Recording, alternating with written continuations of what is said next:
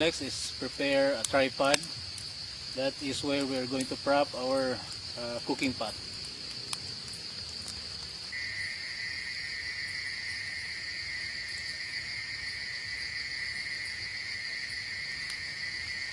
So this is how you make a quick and easy tripod. So you just lash 3 sticks with a square knot, and you don't have to like secure it tightly. So just pick one stick and flip it over like so. So as you flip it, that's going to create tension, and now you have a quick and super easy cooking tripod.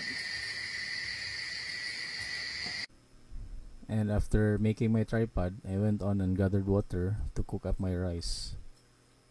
Then afterwards, I tied a rope with a toggle on the end where I can hang my cooking pot.